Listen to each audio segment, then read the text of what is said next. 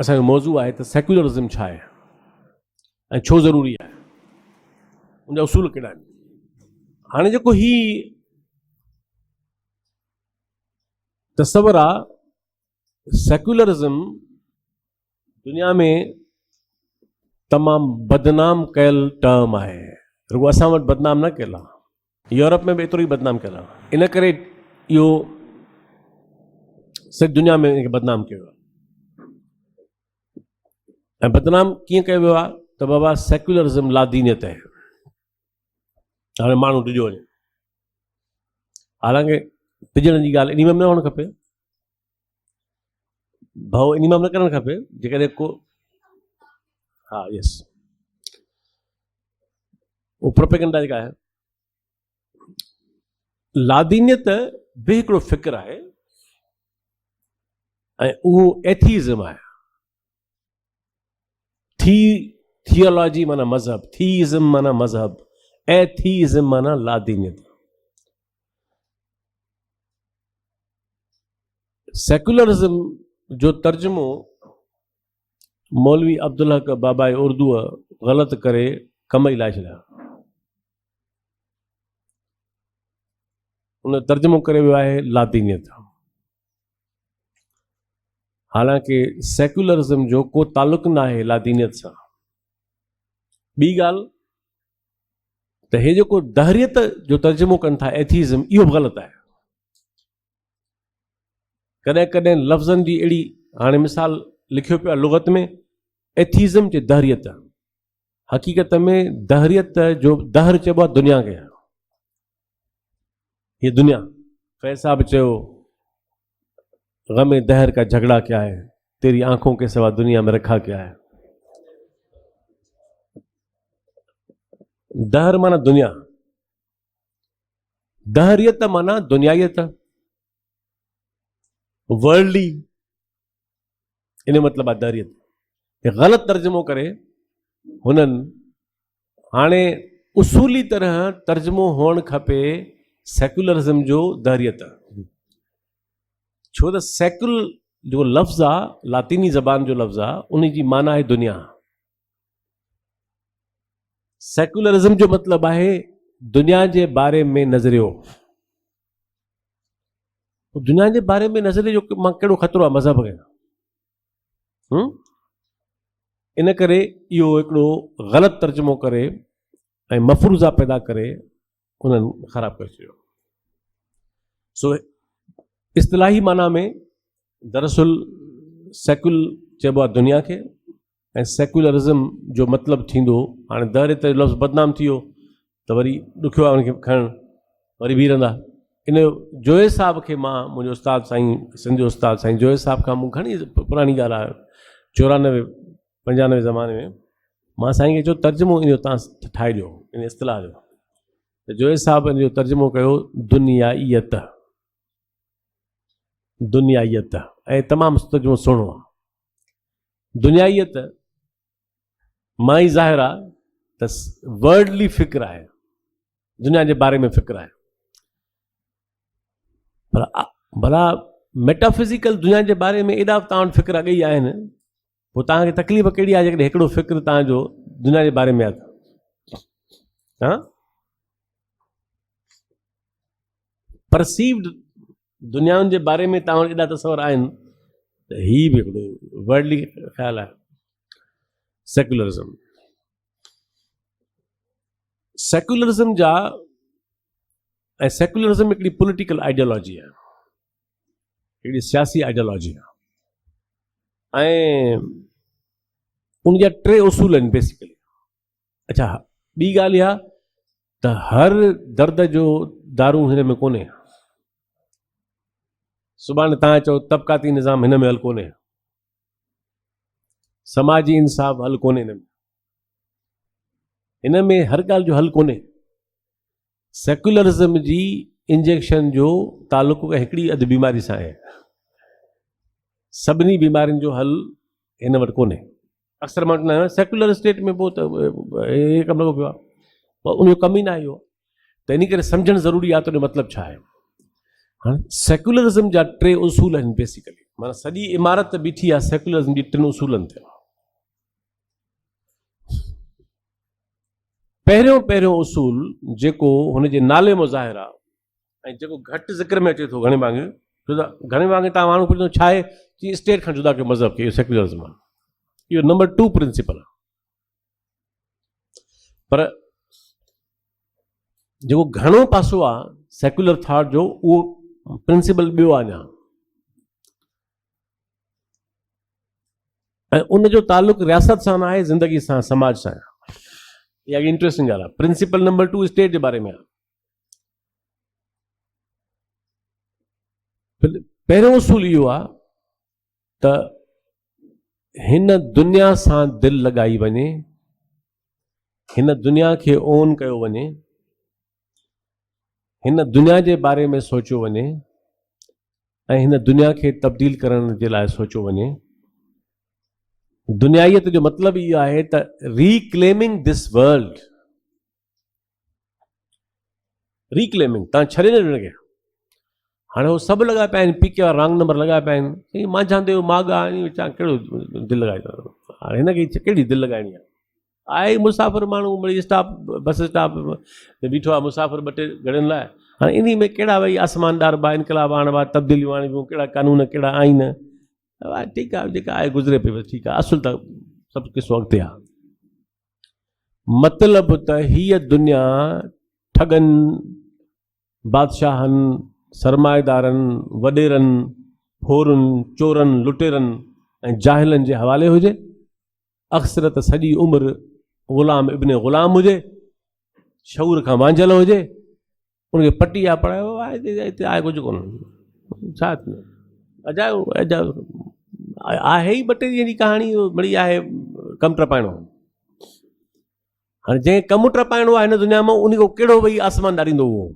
छा जा फ़लसफ़ा, छा जूं साइंसूं, छा जा इनकलाब, छा जूं तब्दीलियूं, छा जूं पार्टियूं, छा जा फ़िक्र, छा जा हे तालीमी सेशन, ख़ैर आहे बड़ी कमु टपाइणो 2 टे ॾींहं जो।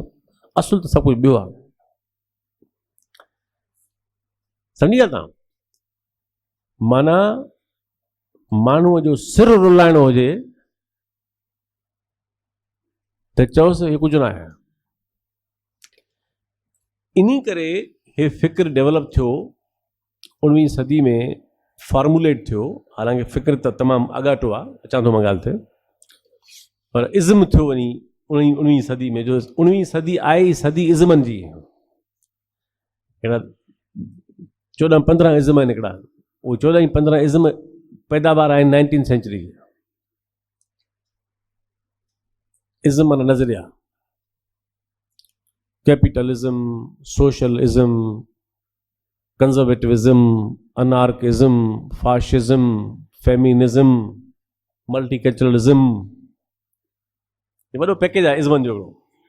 हाँ, एक्सट्रीमिज्म एटीट्यूड आहे, नज़रियो त न आहे, पर बहरहाल इज़्म त वरी उहो बि थी वियो आहे। ईअं त इज़्म उहो जेको एंड्रयू हीवुड जो किताबु आहे, उन मां उन किताब, हुन ऑथर खे एॾो शौक़ु आहे हर शइ खे इज़्म ठाहिण जो, जो उन हिकिड़े किताब जे अंदरि हुन कोई 50 इज़्म ठाहिया आहिनि। सो अचूं था त हाणे तव्हां ॻाल्हि सम्झी त पहिरियों प्रिंसिपल छा आहे? बाबा हीअ दुनिया रियल आहे, असांजी हयाती अहम आहे, इंसाननि जी हयाती अहम आहे। हिन दुनिया खे सां लातालुक रहणु ग़लति आहे।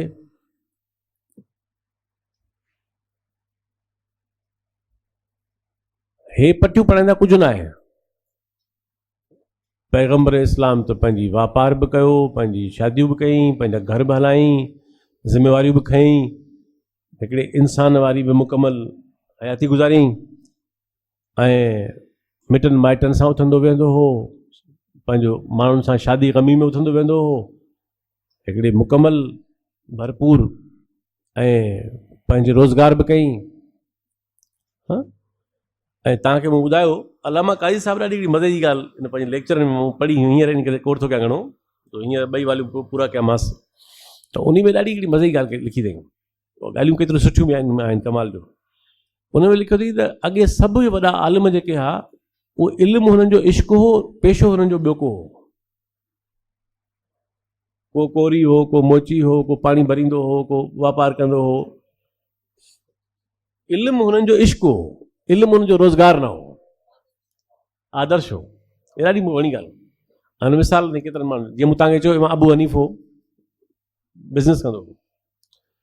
सो त हीउ जेको उसूल आहे पहिरियों, उहो पहिरियों उसूल इहो आहे त हिन दुनिया में ज़िम्मेवार थिजे, हिन दुनिया जे लाइ ज़िम्मेवार थिजे,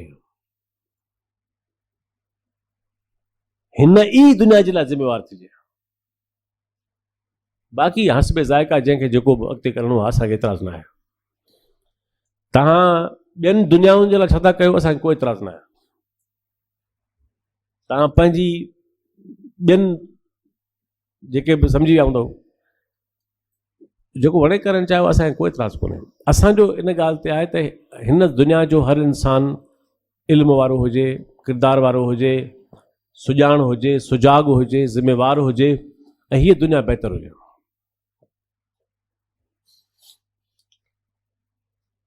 ॿिली बि का जाइ ॻोल्हींदी आहे, न ईंदी आहे घर में, ॿाहिरों ॿिली खणी अची विया त पहिरीं ॻोल्हींदी आहे कुंड कहिड़ी ताड़ियां पंहिंजे लाइ।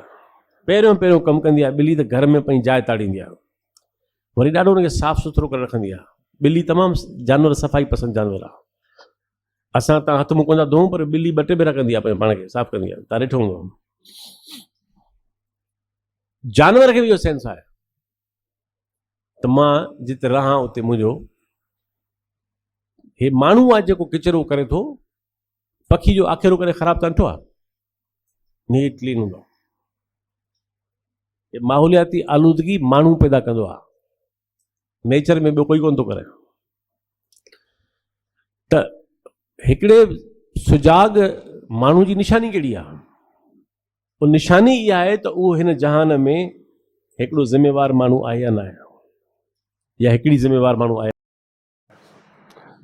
इन करे पहिरियों उसूल थियो त रिक्लेम कयो दुनिया खे, दुनिया सां दिलि लॻायो। हे सुफ़िन वारियूं ख़बरूं जेके आहिनि, कम जूं ॻाल्हियूं खणो, अजायूं ॻाल्हियूं फिटी कोन वञो, दुनिया प्यार न कयो।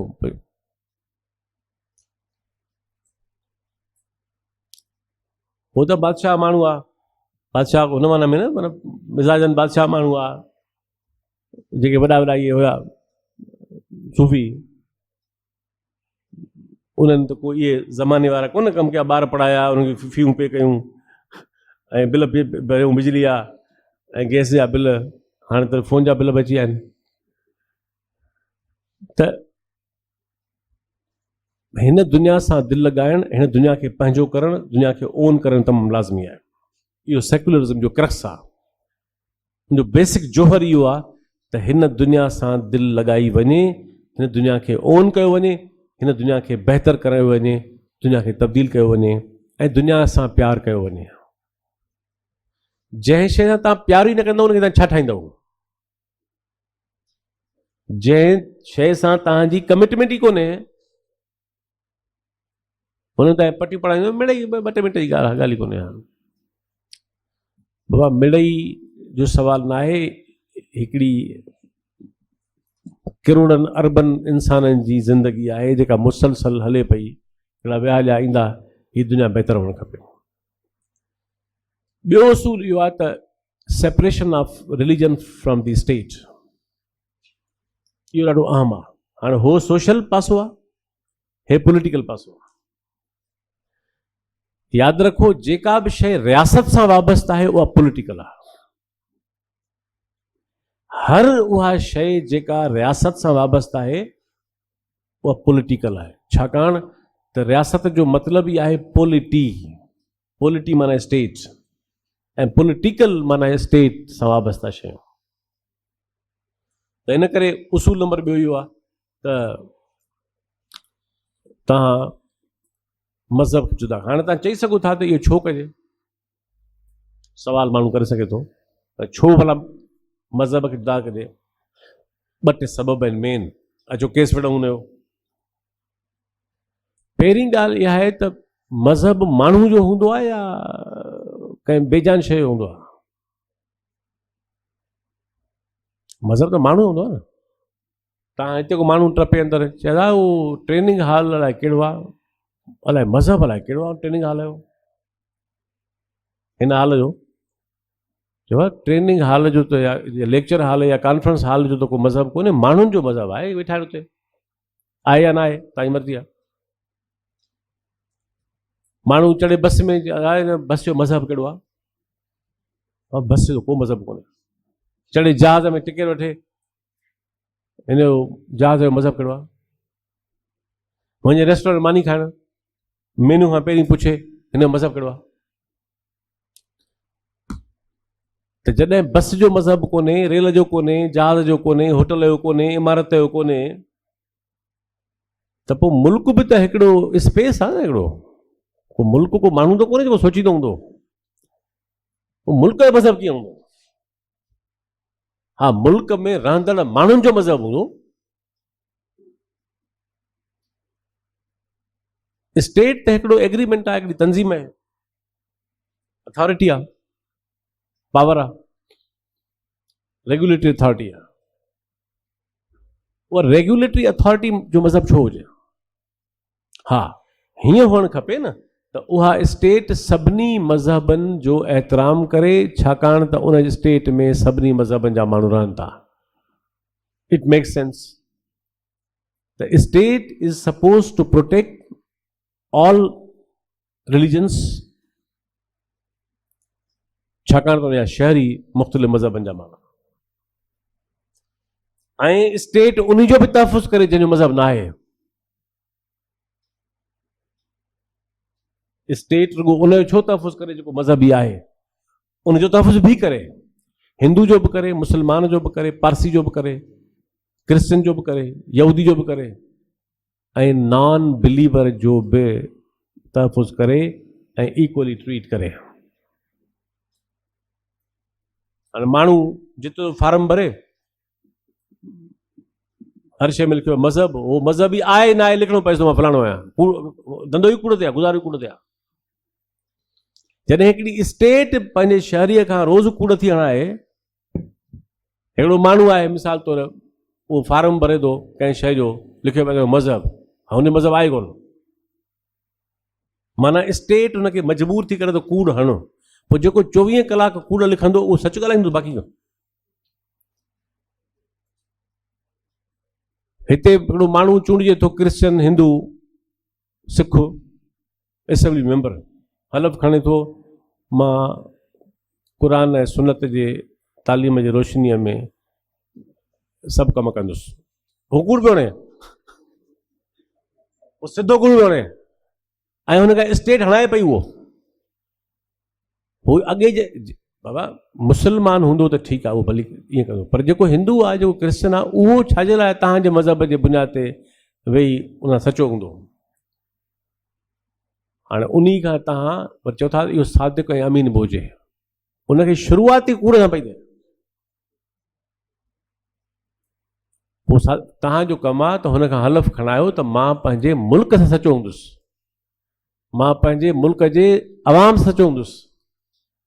इहो हलफ़ हुअणु खपे न, त बाबा मां फलाणो मेंबर पंहिंजे मुल्क सां, पंहिंजे मुल्क जे माण्हुनि सां सचो हूंदुसि, पंहिंजे मुल्क जे आइन सां सचो हूंदुसि, इहो ठीकु आहे।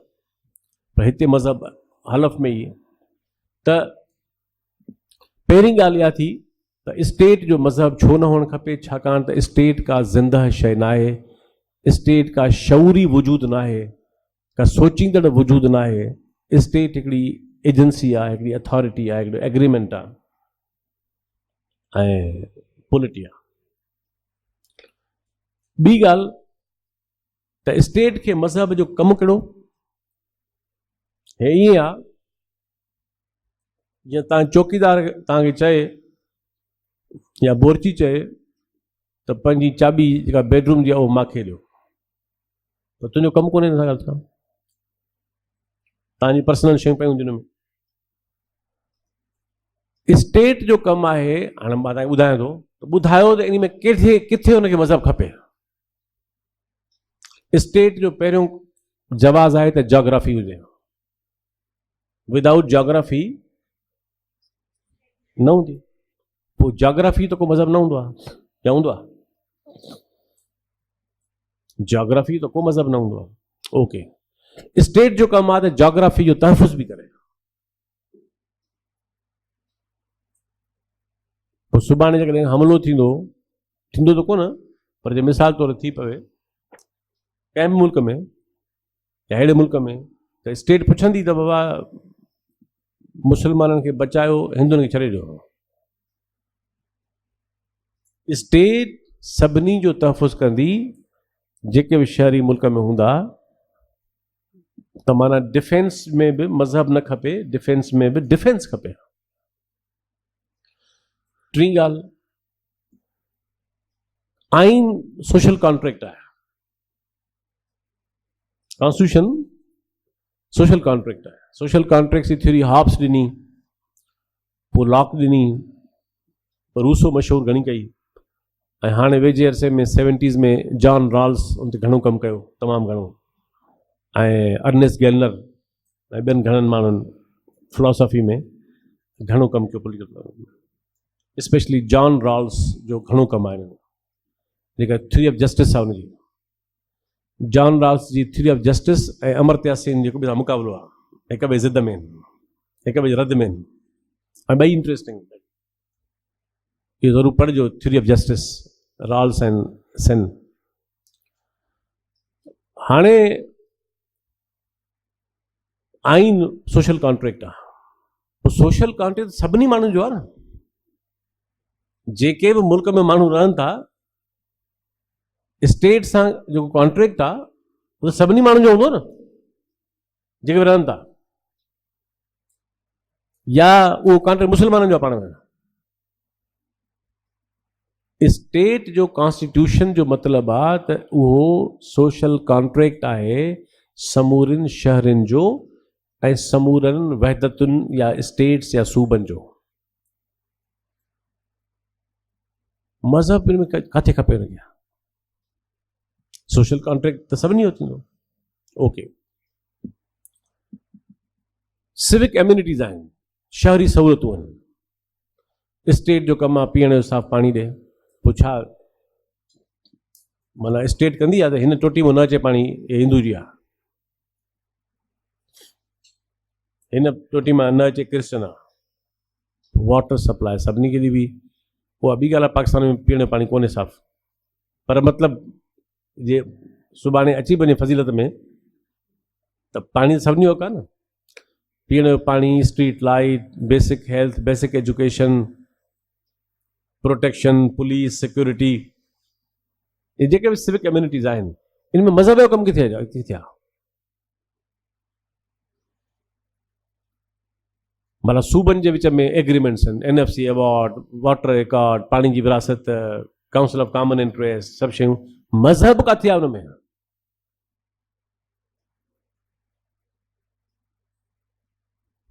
फज़ीलत सां हलंदो त माण्हू हलंदा, न त माण्हू मोकिलाईंदा।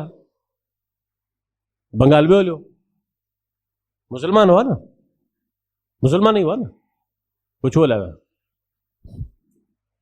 माना जस्टिस आम आहे न। हलो, माण्हू जा मसइला आहिनि, मतिलबु शादी आहे, तलाक आहे, हक़ मिल्कियत आहे, हक़ विरासत आहे, इनखे चइबो आहे पर्सनल लॉ। पर्सनल लॉ चइबो आहे। तव्हां में कुझु शागिर्द हूंदा लॉ जा, पर पर्सनल लॉ हर मज़हब वटि पंहिंजो आहे। हाणे ॿ तरीक़ा आहिनि, या त पर्सनल लॉ स्टेट जो अलॻि हुजे, न्यूट्रल हुजे, या त वरी हर मज़हब जे माण्हू खे प्रोविजन ॾियो त उहो पंहिंजा पर्सनल मसइला पंहिंजे बिलीफ जे बुनियाद ते हल करे। पर ॿई प्रोविजन हुअणु खपनि ऐं लाज़मी हुअणु खपनि। इंग्लैंड में बि ईअं आहे, अॼु बि क्रिश्चन लॉ हुते आहे ऐं हुते इंग्लैंड जो लॉ बि आहे।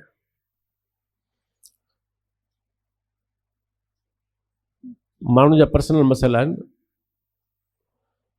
निसाब आहे, कैरिकुलम आहे। मुंहिंजो हींअर वरी इरादो आहे त मां सिंध जे टेक्स्ट बुक खे रिव्यू कयां। अॻे कंहिं ज़माने में कयो हुउमि, ऐं घणी पुराणी ॻाल्हि आहे, 15 साल पुराणी ॻाल्हि आहे। मूंखे यादि आहे त मां पहिरें दर्जे खां चौथीं जमात ताईं जो किताब रिव्यू कया, ऐं त उन रिव्यू में मूंखे 16 सबक मिलिया मज़हब जा मुस्लमाननि जे बारे में, ऐं हिकु सबक बि न हो त को हिंदू बि चए त मुंहिंजो बि को वजूद आहे, ईसाई सम्झे त मुंहिंजो बि को वजूद आहे, या भला हिकिड़ो सबक में उन्हनि सभिनी खे भला एकोमोडेट कयो त बाबा हे बि सभु आहिनि। माना पहिरें दर्जे खां चौथी जमात ताईं मूं काउंट कया हुआ त 16 सबक मज़हबी हुआ, ऐं उन्हनि में बि नरगसियत घणी, असां सभिनी खां आला, असां सभिनी खां उम्दा, असां सभिनी खां उम्दा केतिरा आहियूं तव्हां पाण ख़बर हूंदी। नरगसियत, नार्सिज़म पैदा करणु, हिकिड़नि खे अहसास कमतरी ॾियो, ॿियनि खे नार्सिज़म ॾियो, ऐं मथां वरी छा रहम खाओ उन्हनि ते। छा थींदो वीचारनि जो? हू पाण बर्बादु लॻो पियो आहे, उहो रहम पियो खाए हिंदू ते, वीचार छा थींदो वीचारे? अॻियां त हुन कमु रुली वई। तूं पंहिंजो फिक्र कर न, पंहिंजा अफ़ाल बुछड़ा रहम पियो खाए ईसाई ते, छा थींदो वीचारे? वीचारो रुली आहे, भुलियल आहिनि न, सही राह ते न आहिनि। वरी हो बि ईअं रहम पियो खाए तव्हां ते, हे वीचारा रुली आहे। असल में त असां आहियूं, हिंदू बि तव्हां ते रहम पियो खाए दिलि में, ईअं न उहो वरी बसि करे वेठो आहे, उहो चवंदो हे त सभु रुली आहे, असल में त आहियूं असां, असल में त असां आहियूं। पर ॻाल्हि त असल में इहे आहे, चऊं खणी कोन था, पर फैक्ट त इहो ई आहे। ऐं यहूदी सभिनी ते रहम पियो खाए, हे त सभु रुली आहे। We are chosen people of God. God chose us. We are the blessed people. हे सभु रुली आहे, हाणे वेठो आहे। हर को हिक ॿिए ते रहम पियो खाए त हे सभु रुली आहे, हालांकि रुली सभु विया आहिनि, रुली सभु विया आहिनि। छो त हुननि खे इन सोच रुलायो आहे जेका असां ॻाल्हि। इन करे सेक्युलर सोसाइटी में कोई बि कंहिं ते रहम न खाईंदो, ऐं कोई बि कंहिं ते त हो they would not look down upon people of other faith, they would not develop narcissism, they would not believe in discrimination of any kind. उहो न कंदा। हिते हर को लॻो पियो आहे, पाण बर्बादु लॻो पियो आहे, रहम हुन ते पियो खाए। छो त हू सम्झे ही त जहान का शइ न आहे न, हींअर त टेकियल आहे, भली सेठ टेकियल आहे, अॻियां त मुटला खाईंदो न हली। हींअर उनजो मज़दूर बि हूंदो न सेठ जो, उन ते रहम पियो खाईंदो, भली हींअर करे वठो, उते ॾिसंदा, हुते त तूं रुली आयो। हिन दुनिया सां डिस्कनेक्ट थियण जो नतीजो आहे जो माण्हू सॼो ॾींहुं पियो सोचे कंहिं ॿिए जहान जे बारे में, ऐं हिन जहान खे ठीकु कीअं कजे, दुरुस्त कीअं कजे, मुस्लमान बि सही हुजे, बहितर हालत में हुजे, तालीम हुजे, हिंदू खे बि हुजे, ईसाई खे बि हुजे, हुनखे बि हुजे, अलफ़ खे बि हुजे, ऐं जेको नाहे सभु कुझु इहो उन खे बि हुजे। अहिड़ी दुनिया जे बारे में सोचण जे बजाए सॼो ॾींहुं असांखे हिक ॿिए जे बारे में लॻो पियो आहे त हे रुलियो, हो जो हो रुलियो, हो जो हो रुलियो, हो जो हो रुलियो, रुली सभु आहिनि।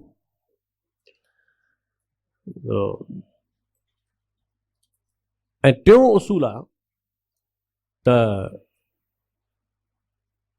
मज़हब माण्हू जो इनफरादी मामिलो हुअणु खपे।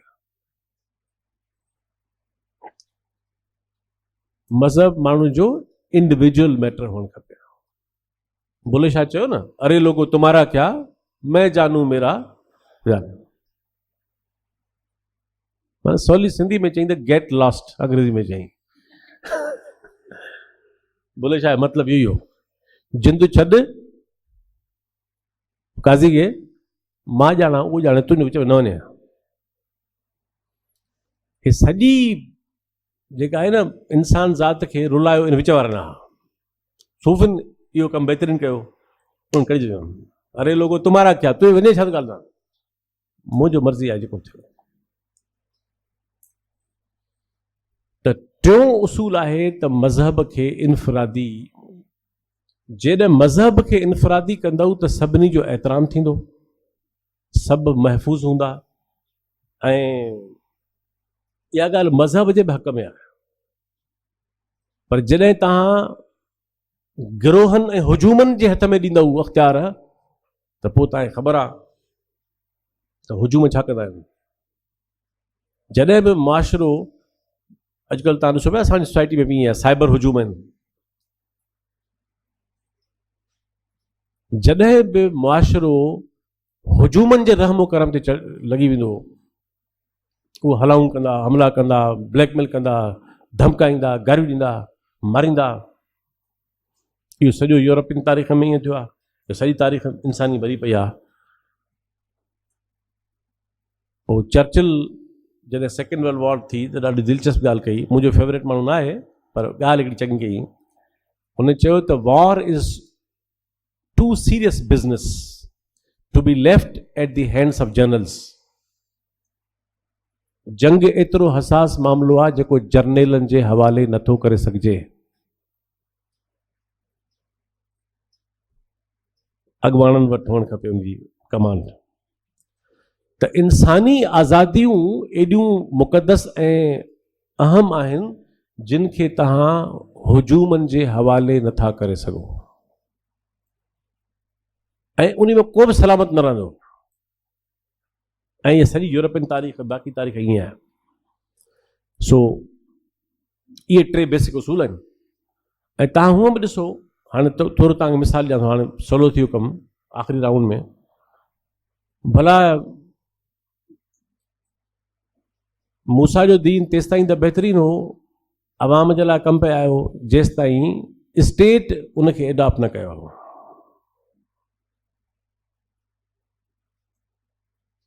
क्रिश्चियनिटी, ईसा अलैहिस्सलाम त पाण हिकिड़ो इंतिहाई पुरअमन इंसान हो, हिकिड़ो मासूम सिफ़त इंसान हो। जॾहिं रोमन एम्पायर क्रिश्चियन थी वई, उहे जेके कार्रवाइयूं कयूं तव्हांखे ॿुधायमि तफ़सील सां। जॾहिं मुसलमाननि जी तारीख़ में हुक्मराननि मज़हब जो इस्तेमालु करणु शुरू कयो, त तव्हांखे ॿुधायो त फ़लसफ़ी ऐं साइंसदान आम माण्हू त परे जी ॻाल्हि आहे, हू फ़क़ीह बची न सघिया। उहे जेके वॾे में वॾा फ़क़ीह आहिनि, इमाम अबू हनीफ़ो, इमाम हम्बल, इमाम शाह, उहे बि हुन खां बची न सघिया, उहे बि विक्टिमाइज़ थिया। त बाक़ी ग़रीब गुरबे जो छा हाल चवंदो। ईअं ई हिंदुस्तान आहे, ईअं पूरी रूए ज़मीन आहे।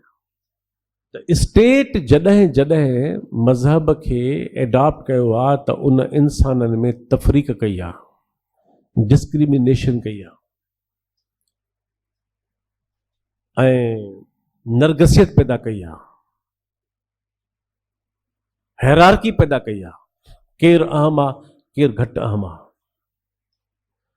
ऐं आख़िरी ॻाल्हि पाकिस्तान जी कॉन्टेक्स्ट चऊं था त पाकिस्तान जो बि असांजी नज़र में ॿियनि घणनि हलनि सां गॾु हिकिड़ो हल इहो बि आहे, ॿिया बि, पर हुन सां गॾु त पाकिस्तान खे बि सेक्युलर मुल्क हुअणु खपे।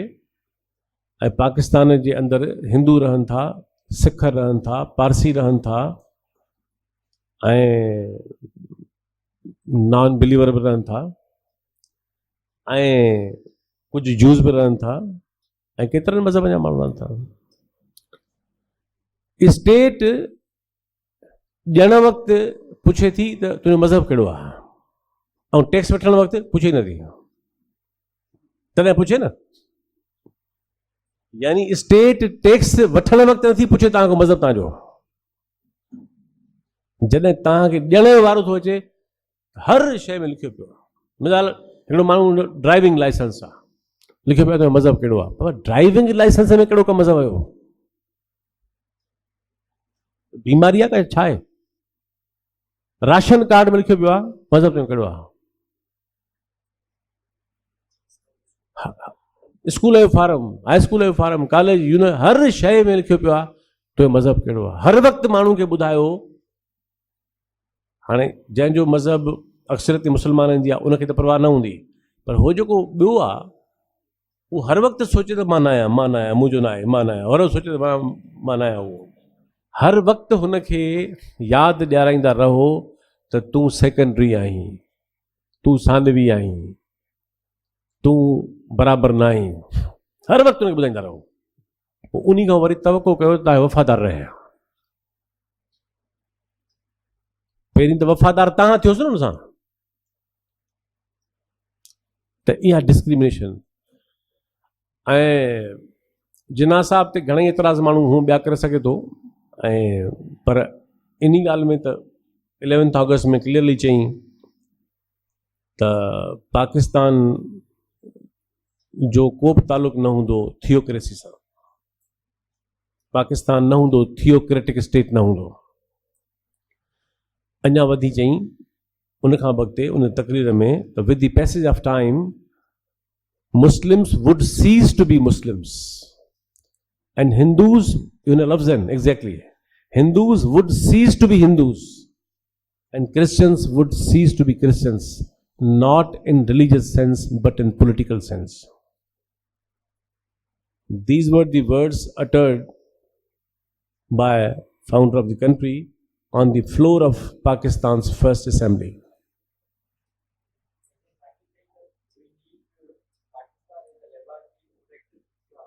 वो ॿिए पासे उहा तकरीर ॾिसो, असां ॿधल आहियूं असेंबली तकरीर सां, ऑफिशियल सां। जिन्ना साहब जा तकरारी बयान आहिनि, जाम आहिनि, इहा सही ॻाल्हि आहे। पर हाणे हिकिड़ो माण्हू जुलूस में छा ॻाल्हायईं, जलसे में छा ॻाल्हायईं, इंटरव्यू में छा चयईं, वी आर लेस कंसर्न। मुल्क जी दस्तूर साज़ असेंबली ते छा ॻाल्हायईं उहो ऑफिशियल वर्ड आहे। असां ॿधल न आहियूं हुनजे तकरीरुनि सां, लखनऊ में छा ॻाल्हायईं, ॿिए पासे छा ॻाल्हायईं। इहा तव्हांजी ॻाल्हि सही आहे, अहिड़ा जाम जुमिला चया अथई, जाम चया अथई, पर जेका ऑफिशियल वर्ड आहे उहो त मुल्क जी आइन साज़ असेंबली जे फ्लोर ते आहे न, असां झलियूं हुनखे। ऐं ओवरऑल त हीउ जेको पाकिस्तान जे अंदरि कैरिकुलम आहे उहो ज़हरीलो आहे। कानून में तफ़रीक़ आहे, आइन में तफ़रीक़ आहे, पर्सनल लॉ अञा ताईं कोन्हे। हाणे हिंदू एक्ट ठहियो आहे, मैरिज एक्ट ठहियो आहे, अञा अमल में प्रॉपर नथो अचे, पर्सनल लॉ कोन्हे। तव्हांखे मज़े वाक़ियो ॿुधायां हिकिड़ो, ॻाल्हि पूरी था कयूं। इहा जंहिं ज़माने में जस्टिस भगवान दास मौजूदु हो, चीफ जस्टिस थियो वक़्ती तरह, ऐं त हिकिड़ो घोटकी जो हिकिड़ो दुकानदार हो, उन किसो रिपोर्ट थियो त उहो हिंदू हो, उन जी घरवारी कंहिं ॿिए माण्हू सां शादी पाण कई या हुनखे ज़ोरी खणी वञी शादी कई, पर मतिलबु वाक़ियो रिपोर्ट थियो। हुन वञी कोर्ट में, लोअर कोर्ट में वञी पंहिंजो केस विधो त भाउ मुंहिंजी घरवारी आहे, त हू जंहिंसां शादी कई उन चए थो भाई मुंहिंजी घरवारी आहे, कोई निकाहनामो खणी आहे। हाणे उहो जॾहिं वटि आहे कोन, जॾहिं मुल्क वटि पर्सनल लॉ ई कोन्हे, त हू दुकानदार वॾो होशियारो, हुन चयो कोर्ट में, ॾाढो माण्हू कोर्ट कंदो आहे जाइ ते, ॾाढो कमाल बयानु ॾिनई। चयईं त जज साहब ॻाल्हि इहा आहे त मां त ग़रीब जो ॿार आहियां, मां वटि त साबिती बि कान्हे, मुंहिंजे 3 ॿारनि जी माउ बाबा इहा साबिती आहे, बाक़ी त मूं वटि साबिती कोन्हे। चई मां तव्हांजी अदालत खे गुज़ारिश थो कयां त chief justice of Pakistan Rana भगवान दास को साबित कराए ॾेखारे त उनजी ज़ाल उनजी ज़ाल आहे।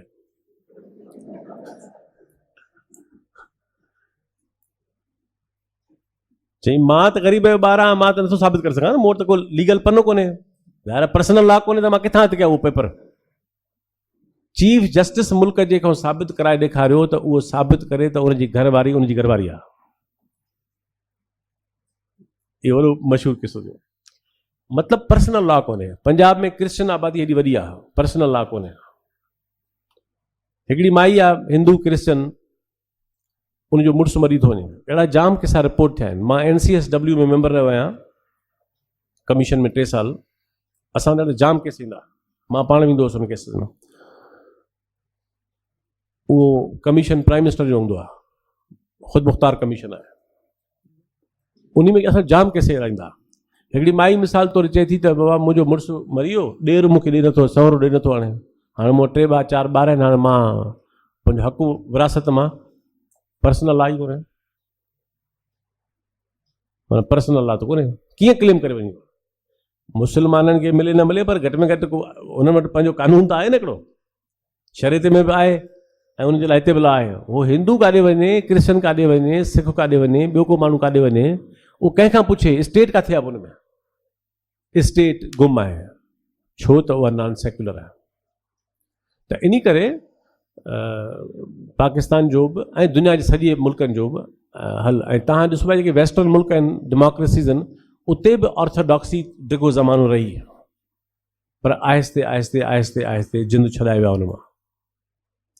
हाणे उते तंग नज़री उते बि रही आहे, सख़्तु रही आहे, सख़्तु असां वधीक रही आहे। त इहो सॼो तस्वर आहे सेक्युलरिज़म जो। इन जो क़तई मतिलबु न आहे त का लादीनियत आहे। ऐं जंहिं माण्हूअ इहो टर्म इज़म डेवलप कयो नालो, उहो 19वीं सदी में 1853 आहे या इहो ज़मानो आहे, George Holyoake Jacob. He was the person who coined this term first time.